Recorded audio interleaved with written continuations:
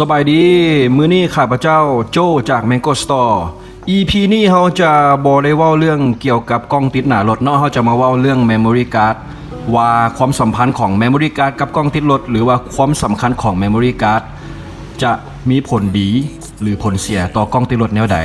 อย่างทบิดเลยก็จะมาแนะนำ Memory Card เป็นของยี่ห้อ Kingston เนาะสำหรับตัวนี้เขาเอาไว้แถมให้ลูกค้าเนาะสำหรับท่านใดมาซื้อกล้องติดหน้ารถเป็น One Master เป็นยี่ห้อ One Master ตัวนี้เขาจะแถมตัวนี้ให้ฟรีไปเลย EP นี้เขาจะมาว่าเรื่องข้อดีและข้อเสียของ Memory Card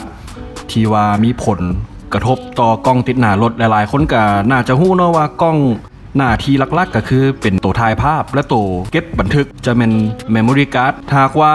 กล้องคุณภาพสูง Memory คุณภาพต่ำภาพออกมาก็จะต่ำไปน้ำเพราะสิ่งที่เก็บบันทึกภาพวิดีโอที่บันทึกไว้ก็คือ Memory Card เนาะจังใดก็อย่าแนะนำให้ใส่เป็นของแท้เด้อของปลอมข้อเสีย2-3อย่างที่1ก็จะประมาณว่าหลายๆคนก็สงสัยว่ากล้องมอดเองเปิดเองเนาะ Memory ก็มีส่วนอันที่2ภาพที่ถ่ายออกมาจะบ่แจ้งเพราะ Memory บ่มีความสามารถเก็บความละเอียดของภาพได้สูงต่อมาจะมักเฮ็ดให้ภาพค้างหรือภาพกระตุกเนาะอีกอย่างนึงแหละแม่นว่าสำหรับภาพที่ถ่ายมาแล้วบางเทื่อกับภาพจะหายไปเลยบันทึกแล้วสมมุติว่ามีเหตุการณ์เขาจะเบิ่งคืนภาพจะหายไปนี่ก็เนื่องจากว่า Memory Card ที่บ่ได้คุณภาพ